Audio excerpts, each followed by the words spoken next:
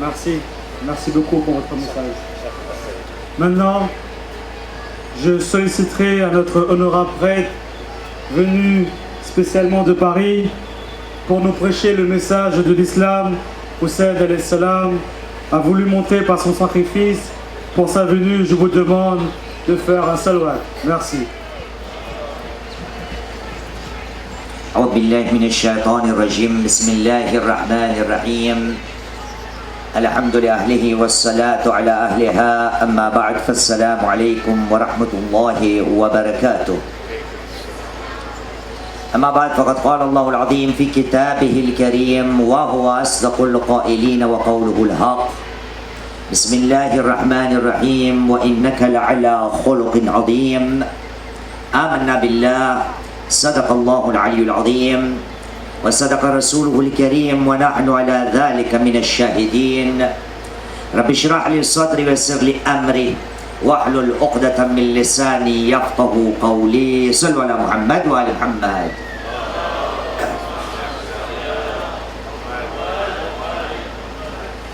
Chers frères et sœurs, la question qui se pose aujourd'hui est toute simple.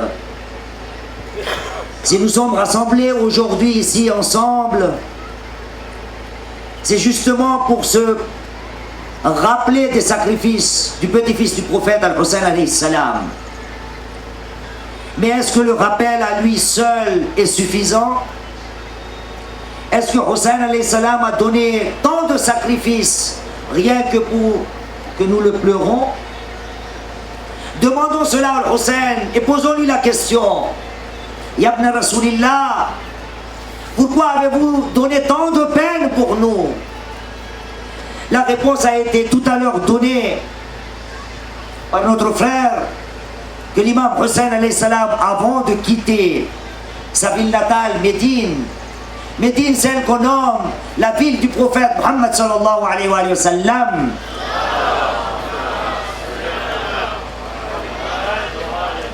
Et là, Al-Hussein alayhi salam nous a montré pourquoi il était sorti.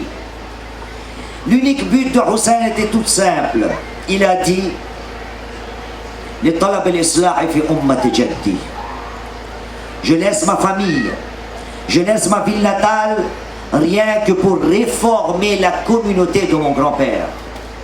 Je voudrais ordonner le convenable, interdire le blâmable.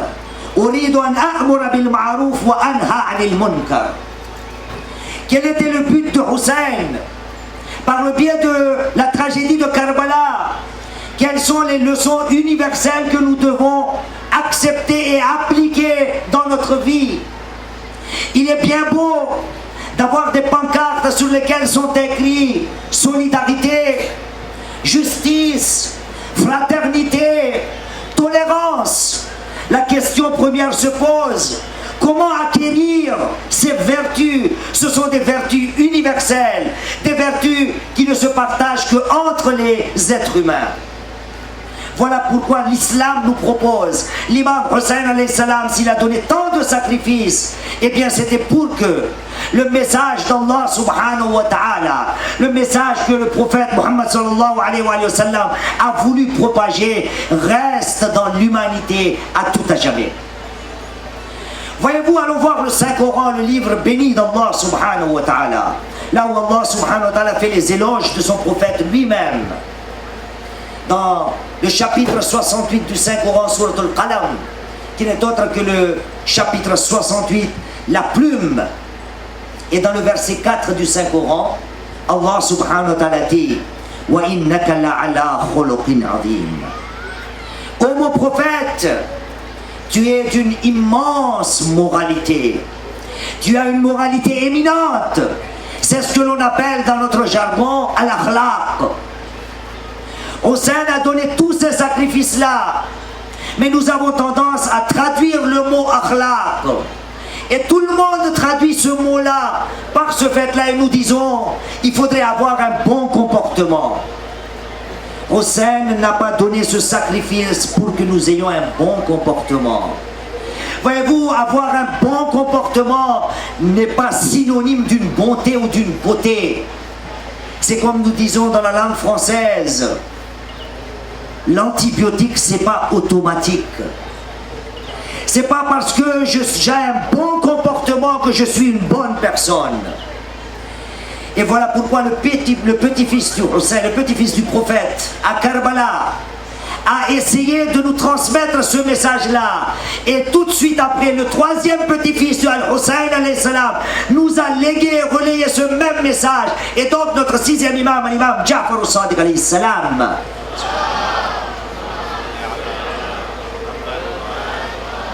On est venu demander une question toute simple à notre sixième imam. On lui dit, Ya ibn Rasulillah, ma haddu husnil khuluq. Quelles sont les limites du bon comportement?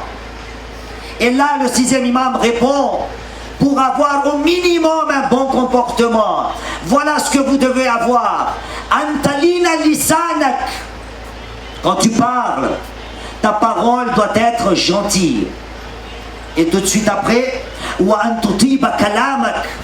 Ta parole doit être douce. Voyez-vous, parler gentiment, avoir une bonne parole, une parole douce. Mais il n'y a pas que cela. Le sixième imam continue et nous dit et quand tu rencontres ton prochain, tu dois être souriant. Tout cela est quoi? C'est un bon comportement. Mais est-ce qu'avoir un bon comportement est suffisant? À travers cette procession, cette manifestation que nous avons faite tout à l'heure, l'islam nous dit il n'est pas suffisant d'avoir un bon comportement. Il faudra aller au-delà du bon comportement. Et c'est là l'universalité du message de l'islam et du sacrifice de Karbala. Karbala nous dit il ne suffit pas d'avoir un bon comportement, mais il faudra aller tourner vers le bon caractère. Il y a une grande différence entre le bon comportement et le bon caractère. Voilà pourquoi j'ai dit il n'est pas suffisant d'être bon avec tout le monde. Car le bon comportement n'a besoin d'aucun effort. Avoir un bon comportement est facile. Mais avoir un bon caractère n'est pas à la portée de tout le monde. Car pour avoir un bon caractère, il faudra donner des sacrifices. Il faudra laisser de côté son intérêt personnel.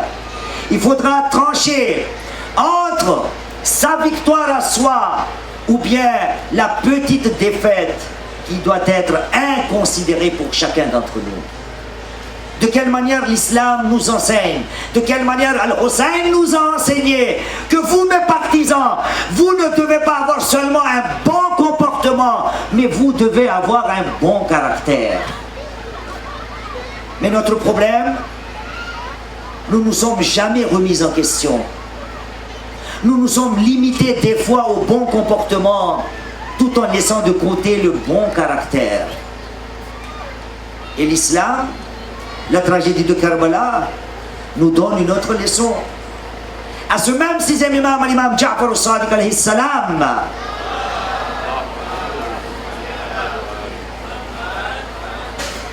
dit à un de ses disciples, un compagnon, il lui dit, Ya ibn Jundub, au fils de Jundub, voici quelques traits du bon caractère. Et tout cela est facile d'en parler, mais application, ce n'est pas facile. Ya ibn Jundub, Salman Qatak.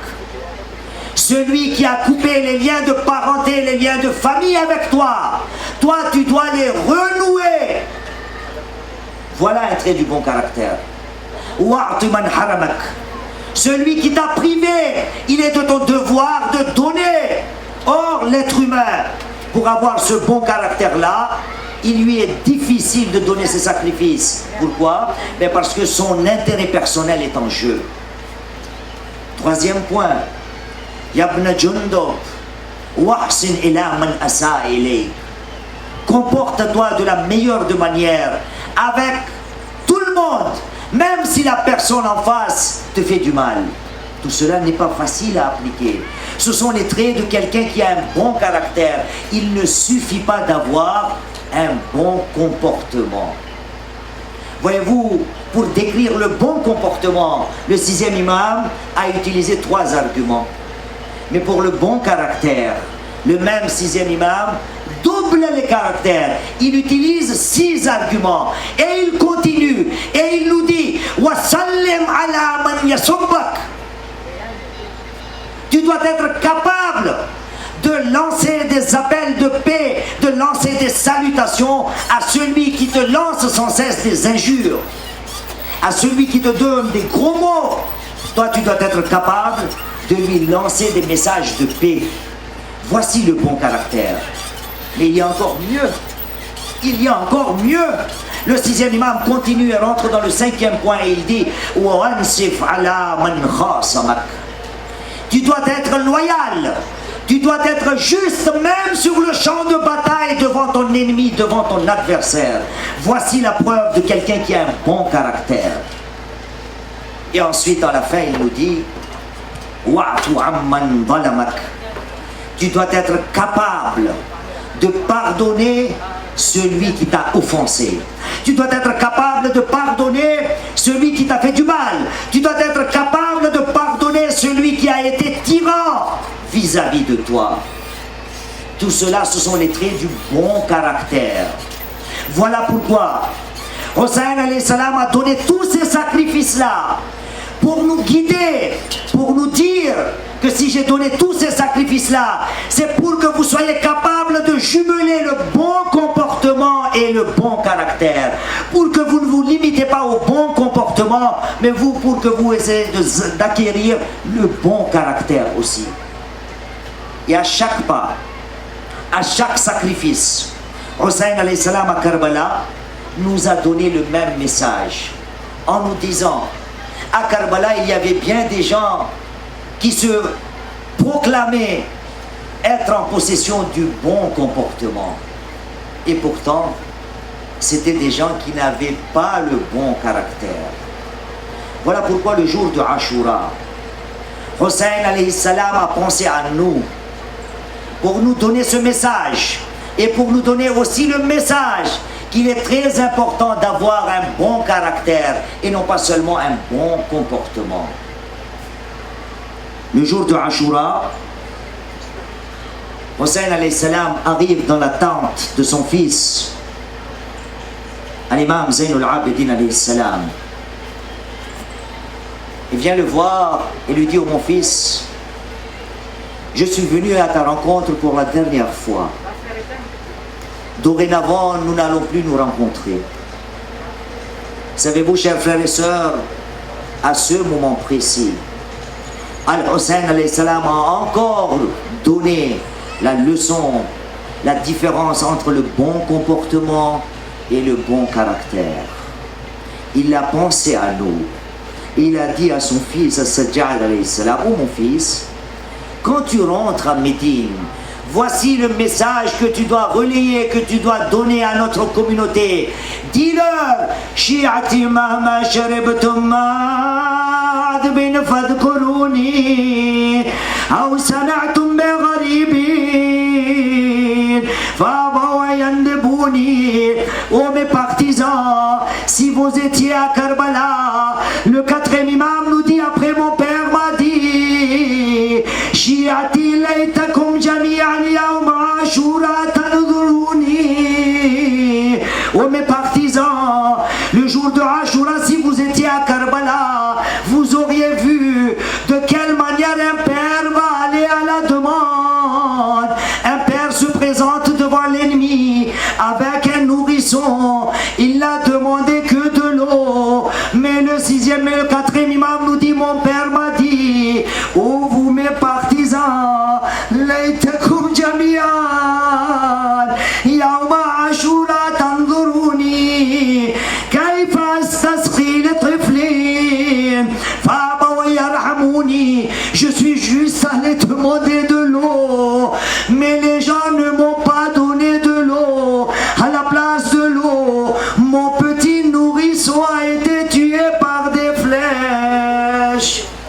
ألا لعنة الله على القوم الظالمين وسيعلم الذين ظلموا أي منقلب ينقلبون إنا لله وإنا إليه راجعون رضا بقضائه وتسليما لأمره. بسم الله الرحمن الرحيم.